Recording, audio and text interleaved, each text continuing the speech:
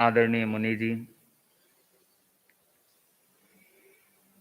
अंतस्थ विराजमान पूज्य गुरुदेव के श्री चरणों में वंदन।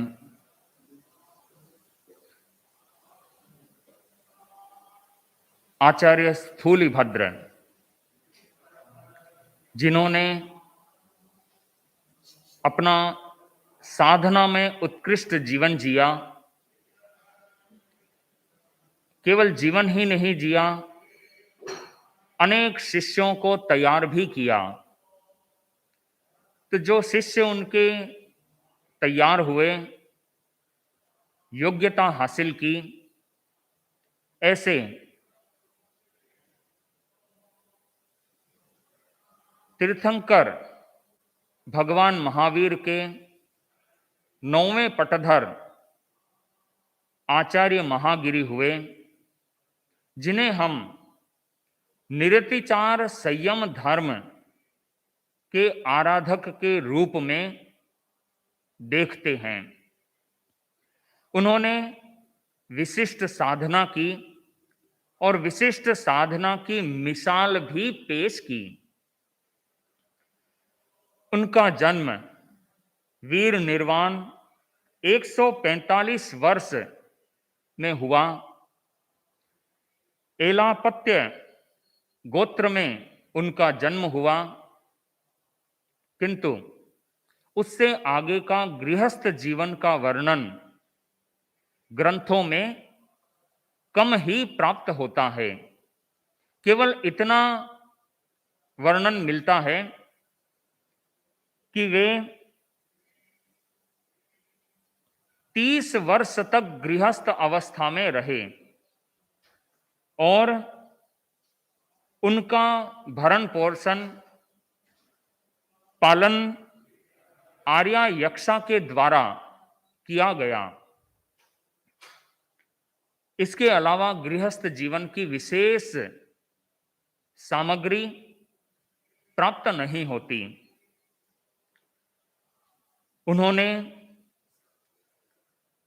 30 वर्ष की उम्र में संसार से विरक्त होकर श्रुतधर आचार्य स्थूलिभद्र के पास दीक्षा ग्रहण की, संयम ग्रहण किया।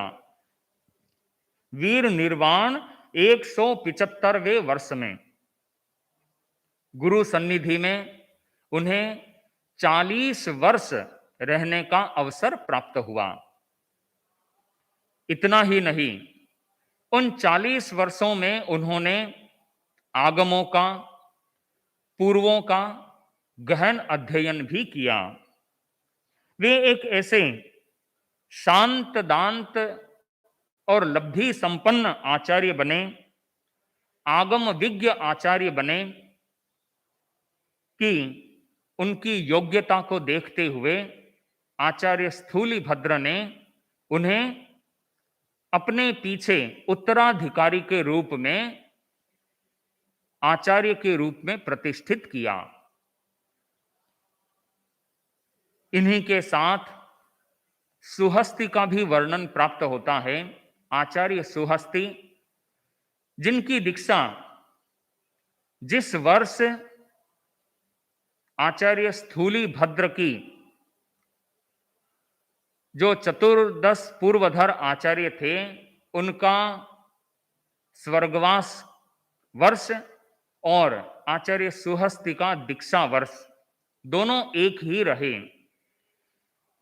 तो आचार्य सुहस्ति उनके गंभीर्य को देखकर, विद्वत्ता को देखकर और संयम जीवन की उत्कृष्टता को देखकर ग्रंथों में यहां तक वर्णन मिलता है कि आचार्य महागिरी को भी आचार्य पद पर प्रतिष्ठित किया, तो एक नव दीक्षित मुनि सुहस्ति को भी आचार्य के रूप में प्रतिष्ठित किया। इस रूप में दो आचार्यों को एक साथ आचार्य पद पर प्रतिष्ठित करने की यह एक नई परंपरा की शुरुआत हुई।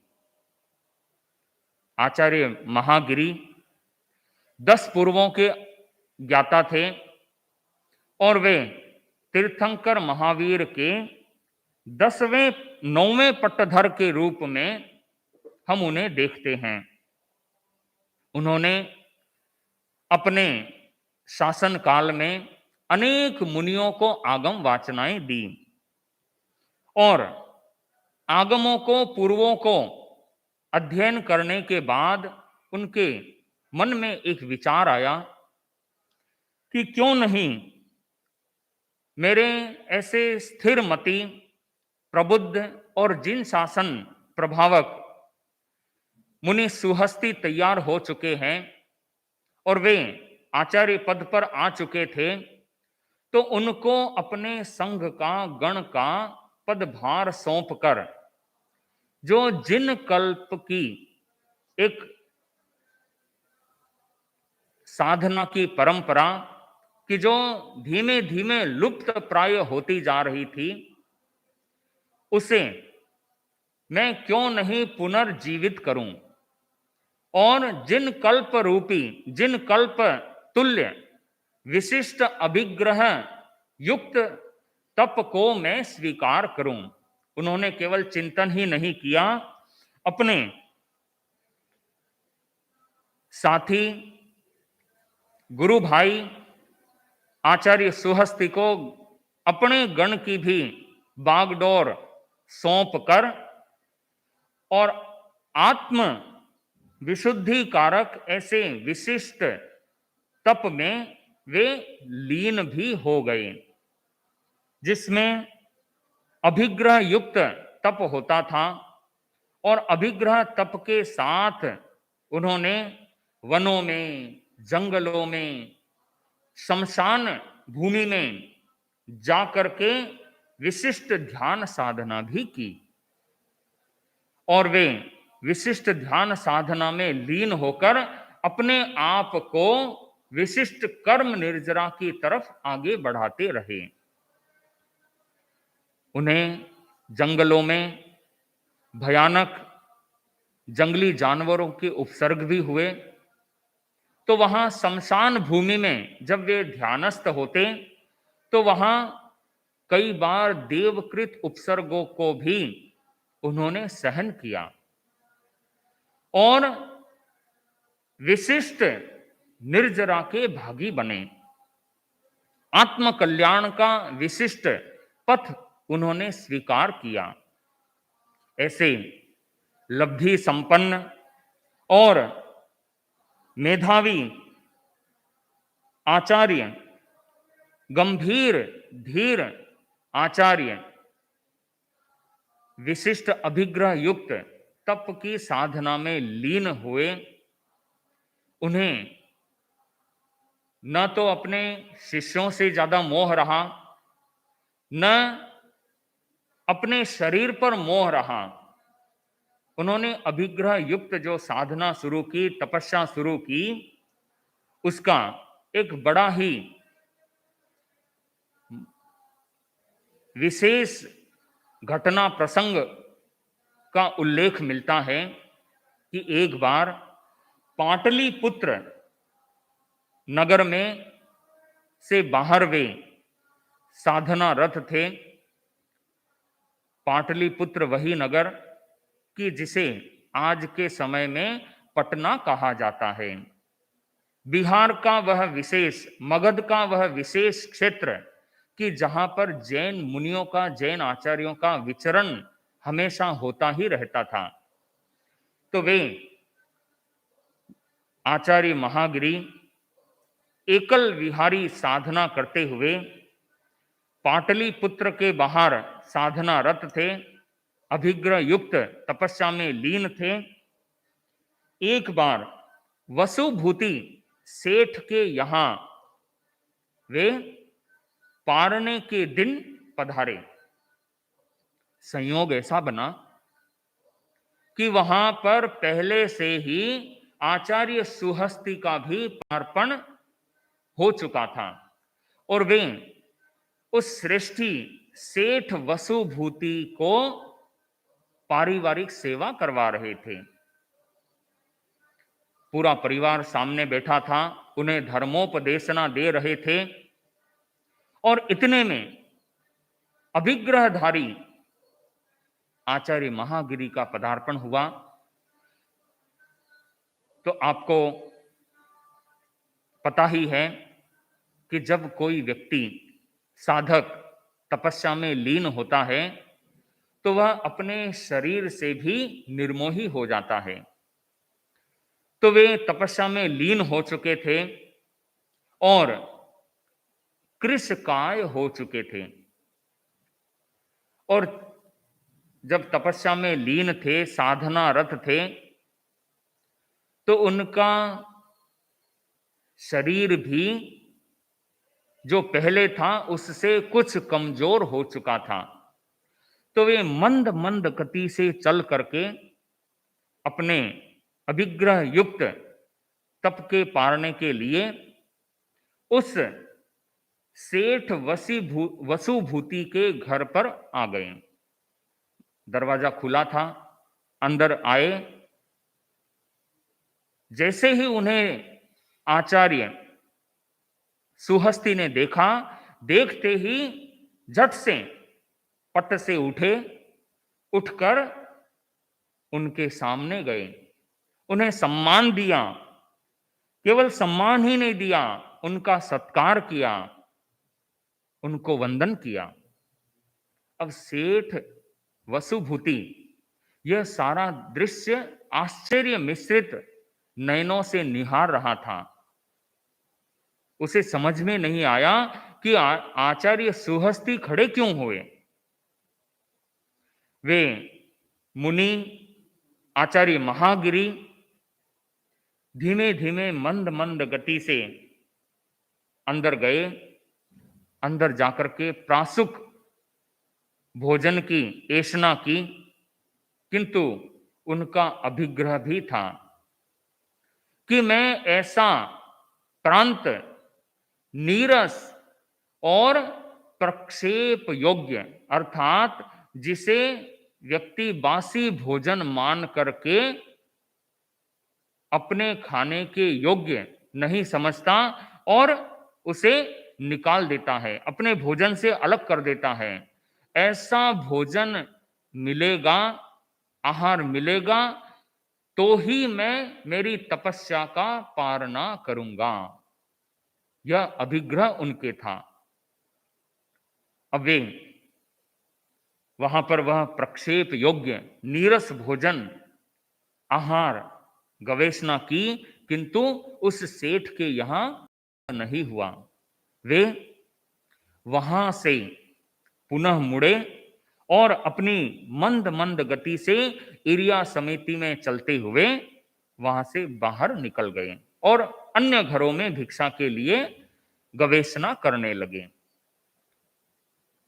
आचार्य सुहस्ती उन्हें दरवाजे तक पहुंचाकर पुनः वापिस आए तो सेठ वसुभूति से रहा नहीं गया और उसने आचार्य सुहस्ती को वंदन करते हुए पूछा कि गुरुदेव, ये मुनि कौन थे कि जिसको आप आचार्य होते हुए इन्हें इतना सम्मान दिया, इतना सत्कार किया।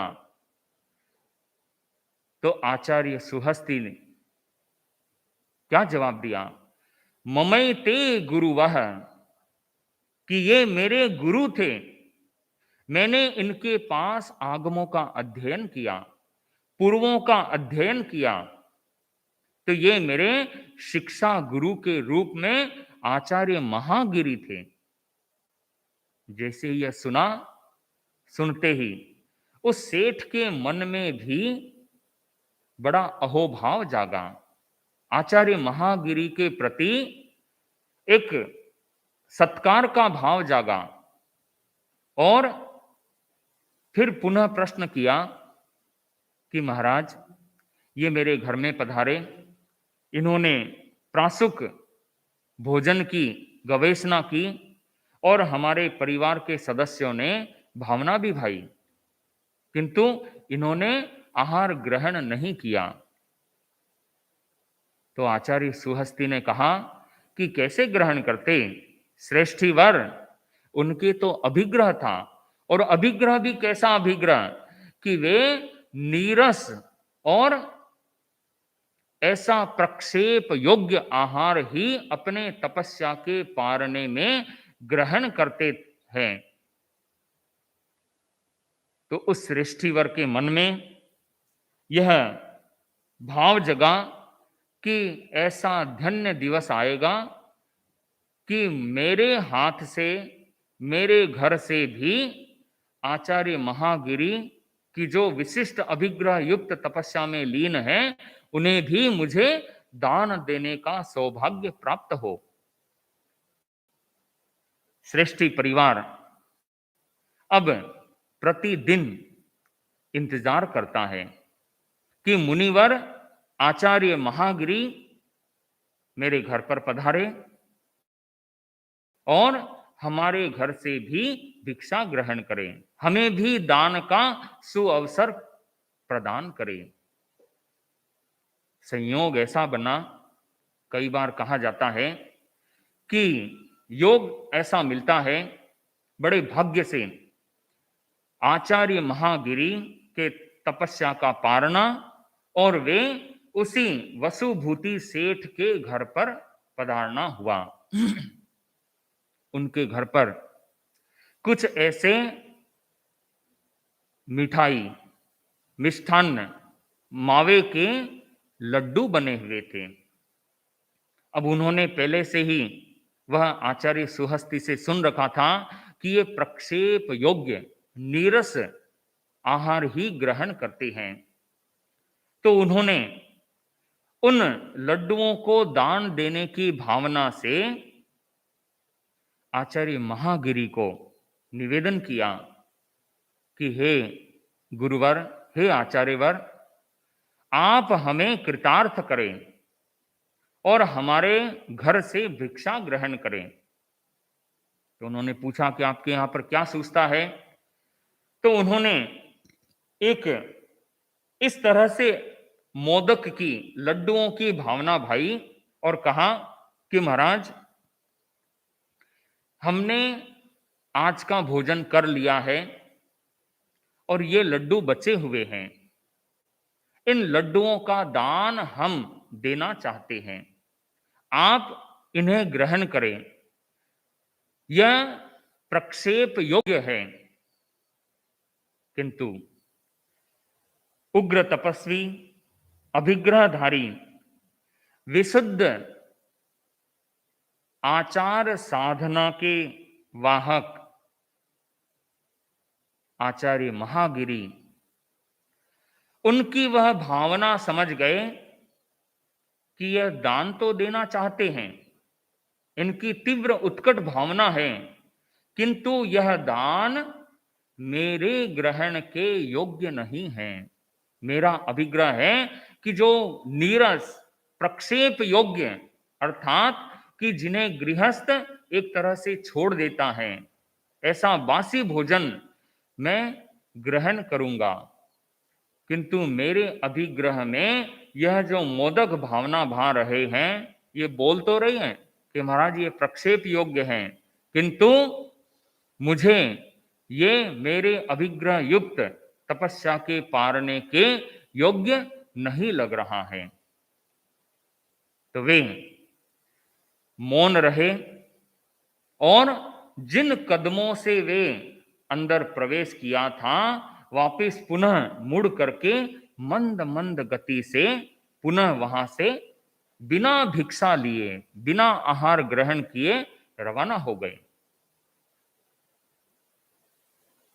जब उनकी वह अभिग्रह युक्त तपस्या पूर्ण हुई और उनकी वह साधना का क्रम पूरा हुआ, पुनः आचार्य सुहस्ती से मिलन हुआ, तो आचार्य महागिरी कि जो आगम विज्ञ थे, निरतिचार चारित्र का पालन करने की उनके भीतर में उत्कट भावना थी, उन्होंने आचार्य सुहस्ती को एक तरह से उपालंब दिया कि सुहस्ती, तुमने यह कार्य अच्छा नहीं किया।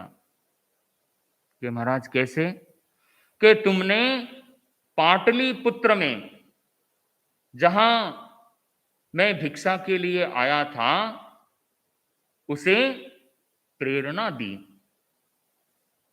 और मेरे अभिग्रह के बारे में बताया, तो मुझे वह आहार कि जो मेरे लिए अनेसनीय था, वह अनेसनीय स्थिति को देखते हुए मैंने ग्रहण किया। तो तुम्हें इस तरह का मोह नहीं करना चाहिए। आचार्य सुहस्ती, आचार्य महागिरी का उपालंब भी उन्होंने स्वीकार किया। कहा, तहत महाराज, मेरे से भूल हुई, अब मैं आगे पर यानिम्नो जमहम पुव्व मकासी पमायणम, कि भगवान, मेरे द्वारा जो प्रमाद हुआ, मैं यह आपके सामने संकल्प करता हूं कि आप के इस निरतिचार साधना में मैं पुनः ऐसी कभी गलती नहीं करूंगा। आचार्य स्तुहस्ती पुनः अपने यात्रा में लीन हुए और इधर आचार्य महागिरी उनके वह निरतिचार चारित्र का पालन करते हुए, उनका भी बड़ा विशाल संघ बना। उनके प्रमुख 8 शिष्यों का वर्णन मिलता है कल्पसूत्र स्थविरावली में, और उन शिष्यों के नाम भी मिलते हैं उत्तर, बलिसह, धनाढ्य, श्री आढ्य, कौंडिन्य, नाग, नागमित्र और रोहगुप्त। तो इस तरह से ये सब उनके प्रमुख शिष्य बने और संघ के आगे से आगे धर्म प्रचार में, जैन शासन की प्रभावना में उन शिष्यों ने भी बड़ा योगदान दिया। ठाणम सूत्र में जो 9 गणों का उल्लेख मिलता है, उनमें एक गण का नाम आता है उत्तर बलिसह। तो कुछ आचार्यों ने ऐसा अपना अभिमत प्रकट किया है कि जो उत्तर और बलिसह की जो आचार्य महागिरी के प्रमुख शिष्य थे, उनके द्वारा जो परंपरा चली, उनके द्वारा जो गण संचालन हुआ, तो वह गण उत्तर बलिसह के नाम से कालांतर में मशहूर हुआ, फेमस हुआ। और वही फिर ठाणम सूत्र में जो 9 गणों का उल्लेख आता है, उसमें उत्तर बलिसह गण भी एक प्रमुख गण के रूप में जैन शासन का प्रभावक बना। आचार्य महागिरी, उनका गृहस्थ जीवन 30 वर्ष रहा, मुनि पर्याय का जीवन 40 वर्ष रहा, और उन्होंने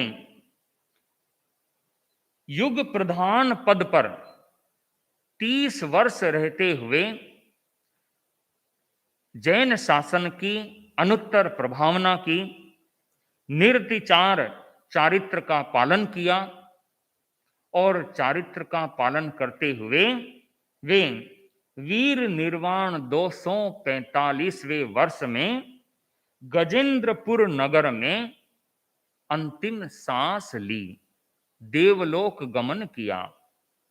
तो ऐसे आचार्य महागिरी की जो विशिष्ट लब्धिधर आचार्य थे, जिन कल्पी तुल्य साधना और तप के संवाहक थे, ऐसे महान भगवान महावीर के 9वें पटधर आचार्य महागिरी के चरणों में हम वंदन करते हैं। उससे अगले भगवान महावीर के 10वें पट्टधर आचार्य सुहस्ती की जो अनेक विशेषताओं के धनी थे और महागिरी से जिन्होंने आगम और पूर्वों का अध्ययन किया था,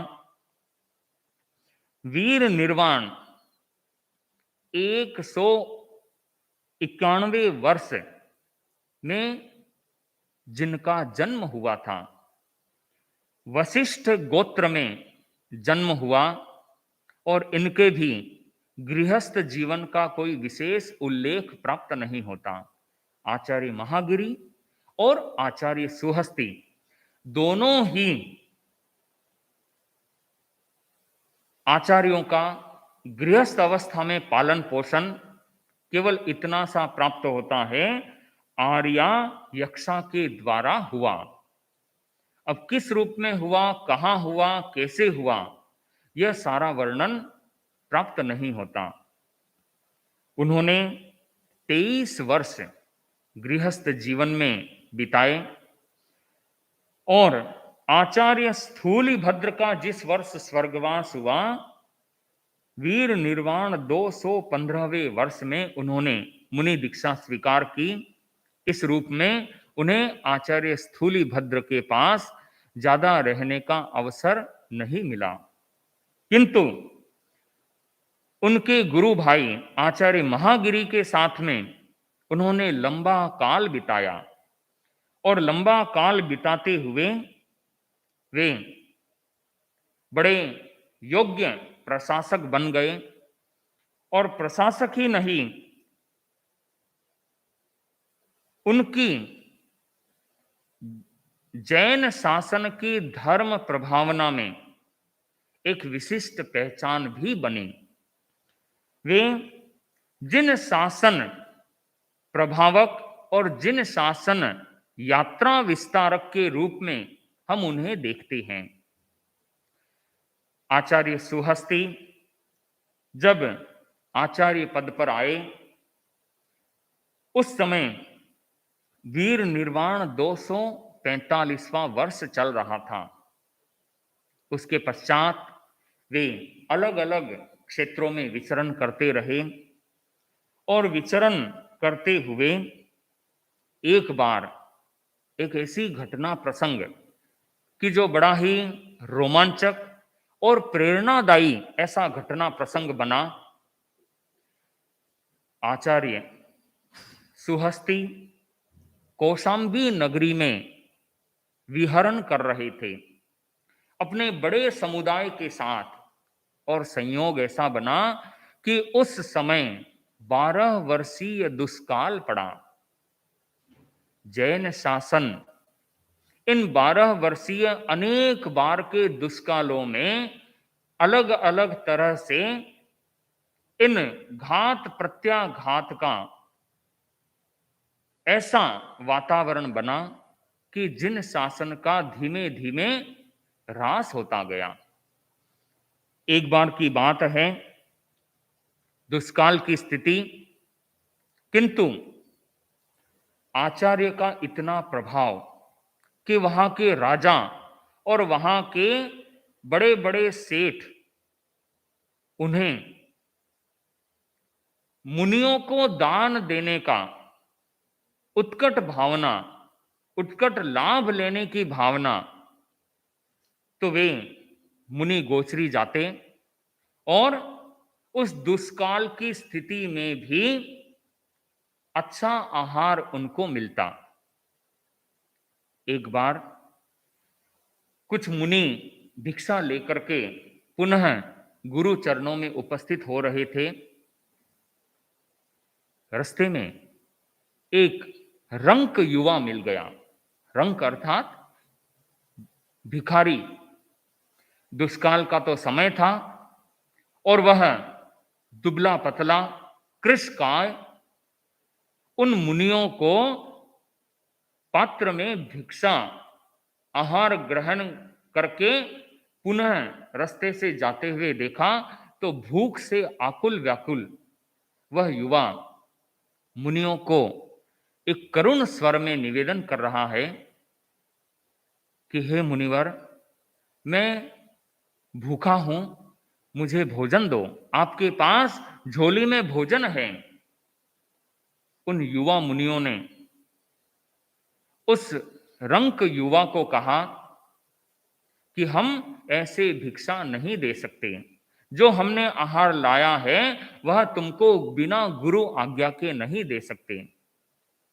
तो क्या आपके गुरु कि हम वहीं हमारे स्थान पर जा रहे हैं कि जहां हमारे गुरु रहते हैं, विराजमान हैं, तो वहां हम उनसे आज्ञा लेकर के तुम्हें दे सकते हैं।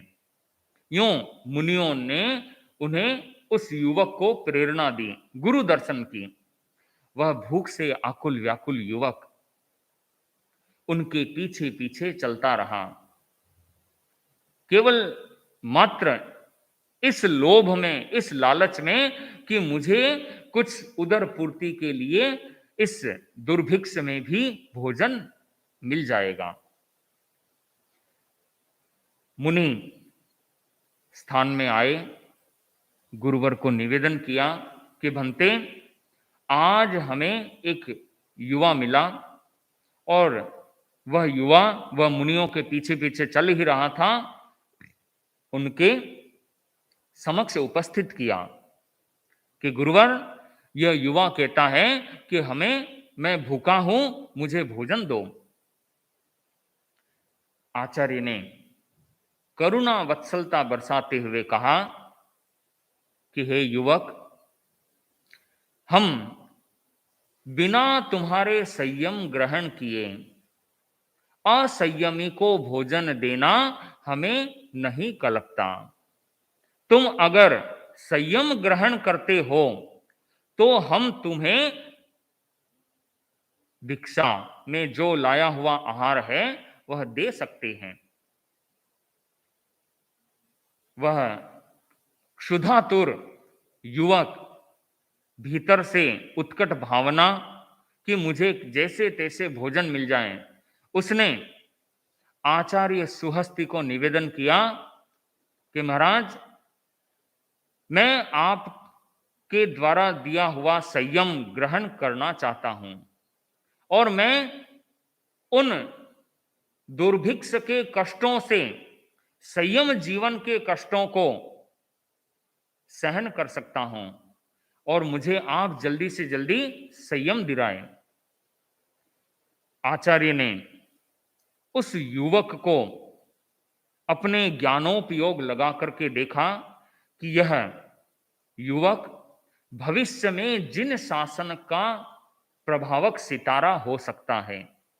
यूं जानकर उसे तत्काल सामायिक चारित्र पचका दिया। कोई भी मुनि दीक्षा ग्रहण करता है तो उसे सबसे पहले सामायिक चारित्र ही पचकाया जाता है। क्यों? कि उस युवक को न तो प्रतिक्रमण याद और न वह और अन्य साधु जीवन की चर्या जानता है। केवल उसके मन में इतनी भावना है कि मुझे संयम ग्रहण करना है।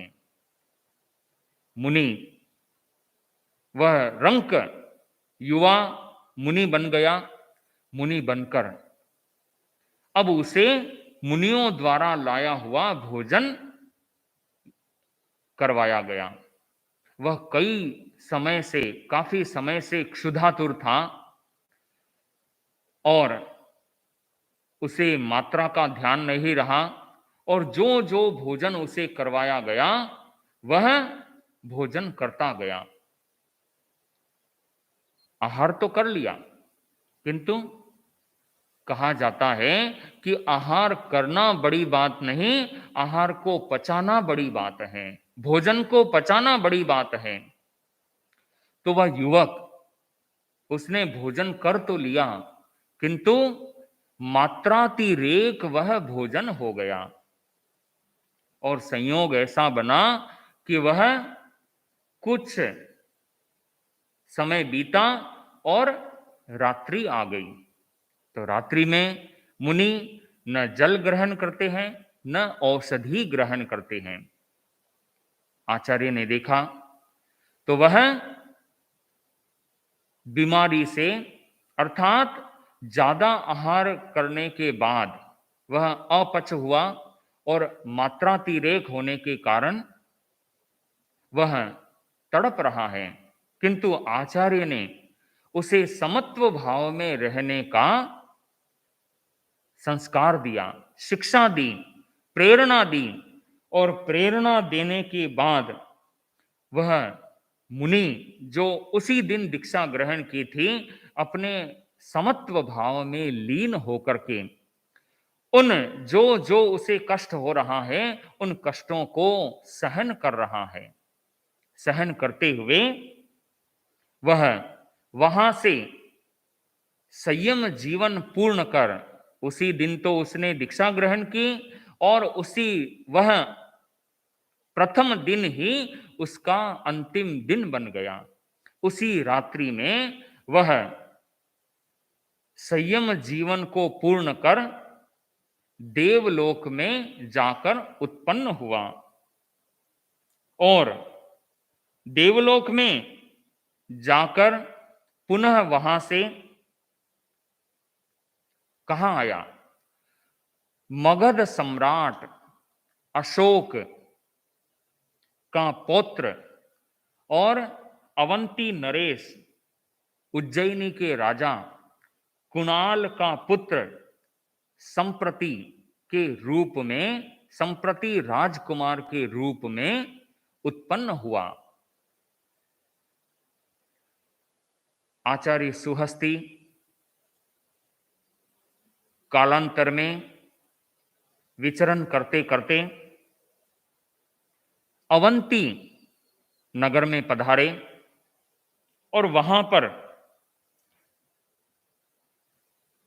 जहां राजकुमार संप्रति महल में बैठा गवाक्ष से नजर को और नगर के आने जाने वाले लोगों को निहार रहा था, वहीं पर उसी मार्ग से आचार्य सुहस्ती का भी पदार्पण हुआ।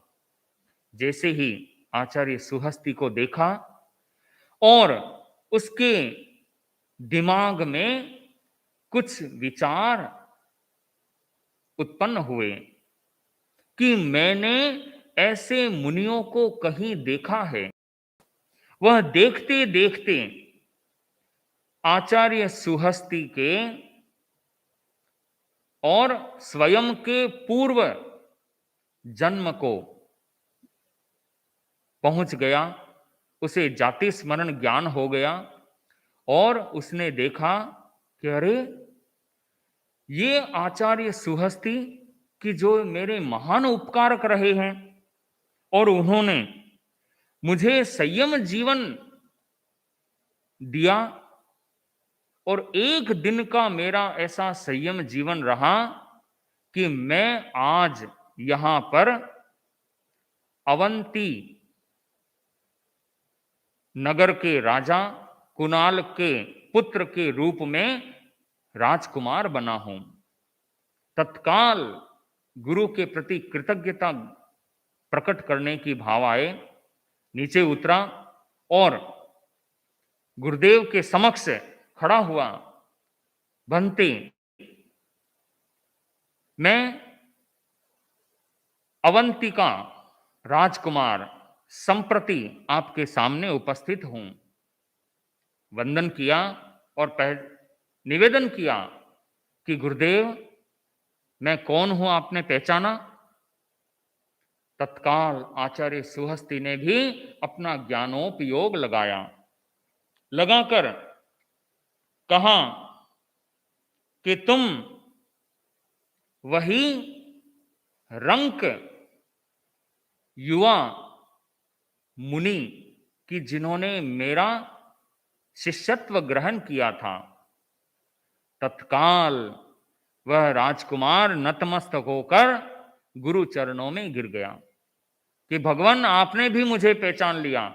मुझे तो जाति स्मरण ज्ञान से यह बात पता चली और आपने तो अपने ज्ञानोपयोग से मुझे पहचान लिया। अब वह गुरु के प्रति अनन्य भक्ति करता है। श्रावक के 12 व्रतों को उसने स्वीकार कर लिया और निवेदन किया कि भंते, अब आप मुझे ऐसी कोई सेवा मार्गदर्शन प्रदान करें कि मैं जिन शासन की प्रभावना किस तरह से कर सकूं। आचार्य सुहस्ती ने उसे केवल 12 व्रती श्रावक ही नहीं बनाया, जिन शासन के विहार के लिए अर्थात मुनि जिधर जिधर विहार करते थे उनके विस्तार के लिए कहा कि तुम्हारा इतना बड़ा राज्य है और इस राज्य में तुम इसके बाहर भी जहां जहां मुनि विचरण कर सकते हैं ऐसे जगह की, ऐसे क्षेत्रों की खोज करो। उस राजा संप्रति ने, कि जो राजकुमार था फिर बाद में राजा बन गया, उसने जिन शासन की इस रूप में प्रभावना की कि जो जिन शासन एक आर्य क्षेत्र में एक छोटे जगह में बंधा हुआ था, मगध मथुरा और इधर के क्षेत्र में बंधा हुआ था, उसे विस्तार देने का प्रयास किया, उसकी योजना बनाई और उसने अपने जो राज कर्मचारी थे उन्हें मुनि वेश पहनाकर कहा कि जाओ अमुक अमुक क्षेत्रों में तुम आगे से आगे जा करके जैन मुनि की चर्या के बारे में लोगों को बताओ। वे जाते जैन मुनि का वेश ग्रहण करके और लोगों को मुनि चर्या के बारे में बताते। इस तरह से जब वे पुनः राज कर्मचारी आ जाते तो वह संप्रति राजा आचार्य सुहस्ति को निवेदन करता कि महाराज अब उधर का क्षेत्र आपके विचरण के लिए भी योग्य हो चुका है। तो यूं करके उन्होंने आंध्र प्रदेश, उड़ीसा और द्रविड़ का क्षेत्र अर्थात आज का जो तमिलनाडु क्षेत्र है, वहां महाराष्ट्र का क्षेत्र, ऐसे ऐसे दूर प्रदेश में जैन मुनियों के लिए विहार सुगम करवाया। तो यह जो विहार क्षेत्र विस्तारक के रूप में हम राजा संप्रति को देखते हैं कि उसने जिन शासन की इस तरह से बड़ी प्रभावना की। अब एक आचार्य सुहस्ति के जीवन का प्रसंग आता है कि जिस समय दुष्काल की स्थिति थी, आचार्य महागिरी साधना में लीन थे और आचार्य सुहस्ति कि जिनका भक्त कौन था? राजा था। राजा ने अपनी प्रजा को, सेठ लोगों को यह आज्ञा प्रदान कर दी कि मुनियों को तुम अच्छे से अच्छा आहार दान में दिया करो और उस संबंध में जो भी खर्चा आएगा वह मैं दूंगा। तो मुनियों के लिए वह काल, जो दुष्काल का काल, कि जिस समय भोजन की दुर्लभता थी, वहां मिलने तो लग गया, किंतु एक तरह से धीमे धीमे शिथिलाचार की, जो साधुचर्या में शिथिलाचार की परंपरा की शुरुआत हुई, प्रारंभ हुआ। और जब आचार्य महागिरी को यह पता चला, उन्होंने आचार्य सुहस्ति को उपालंब दिया कि सुहस्ति, तुम एक आगम विज्ञ आचार्य होते हुए शिष्यों के मोह में आकर के यह तुमने क्या किया? अपने साधुचर्या के नियम में ऐसनीय आहार में तुमने दोष का कारण बना दिया और दोषित आहार को भी ग्रहण करना कल्पनीय मान लिया। तो सुहस्ति ने आचार्य महागिरी को यूं ही एक ऐसा भक्ति की अतिरेक या यथा राजा तथा प्रजा, यूं उन्हें कहते हुए एक तरह से नेग्लिजेंसी का उत्तर दिया। आचार्य महागिरी, उन्हें यह सहन नहीं हुआ और उन्होंने आचार्य सुहस्ति के साथ अपना आहार संबंध विच्छेद कर लिया। तो यह जो संघ से आहार विच्छेद की सबसे पहली शुरुआत अगर कहीं हुई है तो आचार्य द्वारा आचार्य सुहस्ति के साथ में हुई। जैसे ही आचार्य सुहस्ति को अपनी गलती का एहसास हुआ, उन्होंने बड़ा अनुनय विनय किया महागिरी से कि भंते मेरे से गलती हुई, आप मेरे इस प्रमाद को क्षमा करें। आचार्य महागिरी ने वह प्रतिबंध तो एक बार के लिए हटा लिया कि भी संग विच्छेद का जो प्रतिबंध था, आहार से संबंध विच्छेद का जो प्रतिबंध था, उसको तो हटा लिया, किंतु स्वयं का आहार व्यवहार पुनः वापस उनके साथ नहीं किया। तो इस तरह से यह जो शिथिलाचार की परंपरा उस समय शुरू हुई, आचार्य सुहस्ति के समय से, वहां से यह सुविधावाद का संस्कार क्रमशः धीमे धीमे महागिरी ने एक बार प्रहार किया, उपालंब दिया, एक बार तो रुका, किंतु वह पूर्ण रूप से नहीं रुक सका और क्रमशः जैन शासन में शिथिलाचार आगे से आगे बढ़ता रहा। इस शिथिलाचार को लेकर अनेक क्रांतियां भी हुई और क्रांतियों का पुनः निराकरण भी हुआ और उसी क्रांति का एक रूप हम तेरा पंथ में आचार्य भिक्षु के द्वारा की गई आचार और विचार की धर्म क्रांति को भी देख सकते हैं। आचार्य सुहस्ति जब इस तरह से आगे अपना जीवन चला रहे थे, बड़े ही संग प्रभावना के साथ, एक बार वे वाहक कुट्टी स्थान पर भद्रा पत्नी के स्थान पर विराज रहे थे। वहां पर नलिनी गुल्म नामक अध्ययन की जो पूर्वों का ज्ञान था, नलिनी गुल्म यह देवलोक से संबंधित एक ऐसा अध्ययन, नलिनी गुल्म अर्थात प्रथम देवलोक से संबंधित वह ज्ञान था, उसका रिवीजन कर रहे थे, चितारना कर रहे थे। उनका बेटा अवंती सुकुमाल कि जिसकी 32 पत्नियां थी, उनके साथ आमोद प्रमोद में लगा हुआ था। मुनि आचार्य सुहस्ति अपने स्वाध्याय में लीन थे और उस नलिनी गुल्म अध्ययन का पुनरावर्तन कर रहे थे। संयोग ऐसा बना कि वह अवंती सुकुमाल के कानों में नलिनी गुल्म शब्द पड़ा।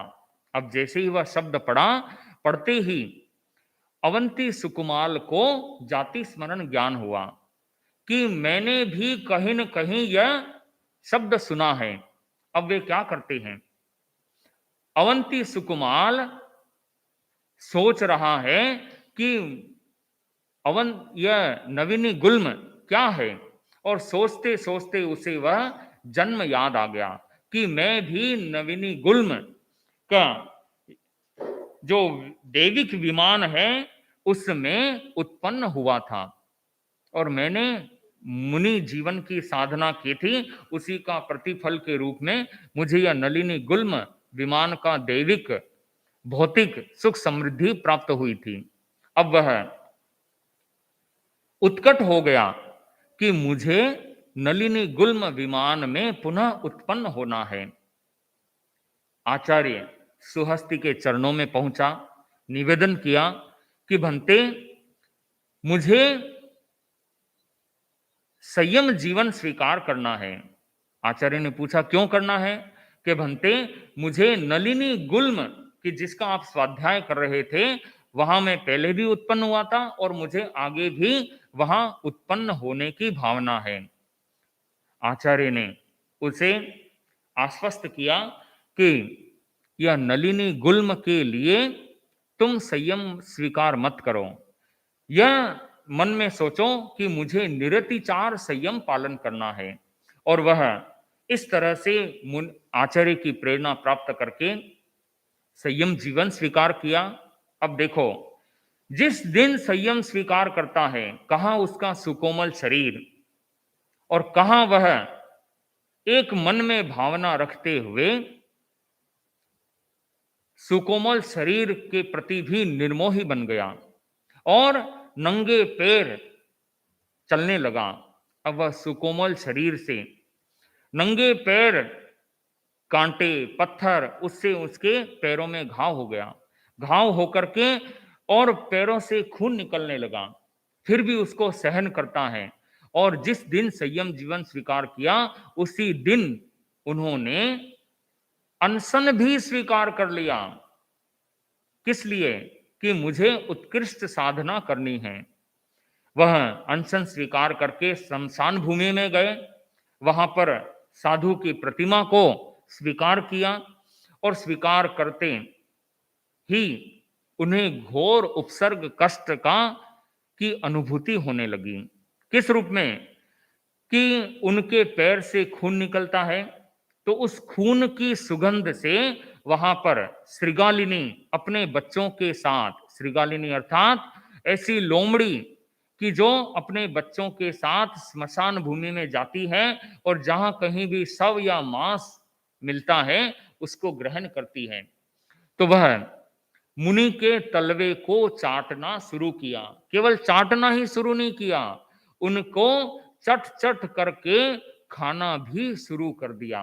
मुनि साधु की प्रतिमा में स्थित थे, अनशन स्वीकार किया हुआ था, समत्व भावना की उत्कृष्ट स्थिति में थे और उन उपसर्गों को, कष्टों को सहन करते हुए अब वह श्रीगालिनी और उसके बच्चे उस सुकोमल शरीर को क्या कर रहे हैं? यूं नोच नोच करके खा रहे हैं। अपन कल्पना कर सकते हैं कि उन मुनियों की वेदना, कितनी उत्कट वेदना, उसको भी उन्होंने सहन किया। ग्रंथों में यहां तक वर्णन आता है कि उनका सुकोमल शरीर का जो मांस था, पैरों का मांस प्रथम प्रहर में खा लिया, दूसरे प्रहर में उन्होंने शरीर के बीच के हिस्से का मांस खाया और तीसरे प्रहर में जाते जाते हड्डियां बच गई और मांस शरीर का जितना था ठेठ मस्तिष्क तक भी उन्होंने मांस को नोच नोच करके खा लिया। फिर भी मुनि उस उत्कृष्ट स्थिति को सहन करते हैं और सहन करने का परिणाम यह होता है कि जैसी उनकी भावना थी कि मुझे नलिनी गुल्म विमान में जाना है, तो उसी भावना के अनुरूप वहां से वह देवलोक होते हैं और देव गति में जाकर के उत्पन्न होते हैं।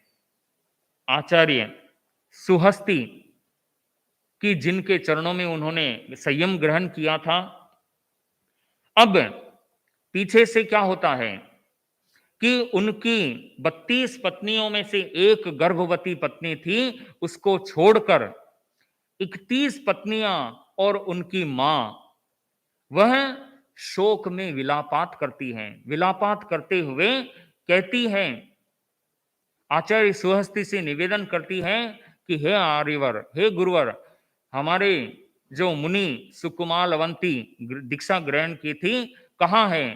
तो उन आचार्य ने उनका सारा वृत्तांत सुनाया कि इस तरह से उन्होंने एक ही रात्रि में अपना जीवन धन्य बना लिया। यहां से वे मर करके और देव गति में जाकर उत्पन्न हो गए हैं। अब वह वहां जाती है, माता विलापात करती है और पत्नियां भी इतनी शोक विवल हुई, वह शोक भी उनके वैराग्य का कारण बना। 31 पत्नियां और एक माता उस रोग शोक की स्थिति को दूर करते हुए गुरुदेव के चरणों में पहुंचती हैं कि महाराज, हमारा जो सहारा था वह तो चला गया, अब हमारा भी इस जीवन से कोई मोह नहीं रहा, अब हम जीवन संयमी जीवन ग्रहण करना चाहते हैं। वह साध्वी बन जाती हैं और इस तरह से आचार्य सुहस्ती का यह जीवन बड़ा ही प्रेरणादायक, कि उन्होंने किस किस तरह से अपने शासन काल की, जिन शासन की प्रभावना की, उन्होंने 3 पदों को सुशोभित किया। वे गणाचार्य भी रहे, वाचनाचार्य भी बने और युग प्रधानाचार्य पद को भी सुशोभित किया। जो युग प्रधान पद की परंपरा चलती है कि जिसमें 13 पंथ के नवमाचार्य आचार्य तुलसी आते हैं और आचार्य महाप्रज्ञ जी भी आते हैं, तो वह युग प्रधानाचार्य की जो परंपरा है वह आचार्य सुहस्ती और महागिरी से प्रारंभ हुई। तो ऐसे सुहस्ती के शिष्य समुदाय भी बड़ा विशाल था। उनके प्रभावशाली 12 शिष्य हुए हैं कि जिनका नाम आर्यरोहन, यशोभद्र, मेघगणी और इस तरह से उनके 12 शिष्यों का नामोल्लेख मिलता है। तो आचार्य सुहस्ती की जो मुनिचर्या के विहार क्षेत्र विस्तारक के रूप में हमारे सामने होते हैं, उन्होंने मुनिचर्या और साधु जीवन से संबंधित जो मगध क्षेत्र था, वहां से मुनियों को विहार करवाते करवाते दूर देश तक यात्रा की उन्होंने नई शुरुआत की। तो उनके शासन काल में सौराष्ट्र, गुजरात तक और इधर अवंती, उज्जैन तक अपना जिन शासन का विहार क्षेत्र निर्मित किया, और निर्मित ही नहीं किया, अवंती उज्जैनी जैन धर्म का एक प्रभावशाली क्षेत्र भी बन गया। ऐसे युग प्रधानाचार्य आचार्य सुहस्ती, जिनका 23 वर्ष गृहस्थावस्था रहा और 77 वर्ष के संयम पर्याय में से 46 वर्ष उन्होंने युग प्रधानाचार्य के रूप में बिताए और जिन शासन की बड़ी प्रभावना की, पूर्ण 100 वर्ष की आयु उन्होंने भोग कर वीर निर्वाण 291 में स्वर्गवास हुआ, देवलोक गमन हुए, तो काल धर्म प्राप्त हुए। ऐसे महान आचार्य सुहस्ती के चरणों में हम बार बार प्रणति करते हैं कि जिन्होंने जिन शासन की बड़ी प्रभावना की और राजा संप्रति उन्हें भी जिन शासन की प्रभावना में योगभूत बनाया, ऐसे महान आचार्य को हम वंदन करते हैं और ऐसे इतिहास को पढ़ते हैं तो हमारा शौर्य जाग उठता है कि ऐसे शासन में हम जी रहे हैं कि जिसकी शासन की प्रभावना उन महान आचार्यों ने की है। तो हमें भी पीछे नहीं रहना है, आगे बढ़ना है। आचार्य श्री महाश्रमण जी के शासन काल में हम भी आगे से आगे जिन शासन की प्रभावना में योगभूत बनते रहे, इन्हीं भावों के साथ ओम अरहम। मंगल पाठ। चत्तारि मंगलम अरहंता मंगलम सिद्धा मंगलम साहू मंगलम केवली पन्नतो धम्मो मंगलम चत्तारि लोगुत्तमा अरहंता लोगुत्तमा सिद्धा लोगुत्तमा साहू लोगुत्तमा केवली पन्नतो धम्मो लोगुत्तमो चत्तारि शरणं पवज्जामि अरहंते शरणं पवज्जामि सिद्धे शरणं पवज्जामि साहू शरणं पवज्जामि केवली पन्नत्तम धम्मम शरणं पवज्जामि।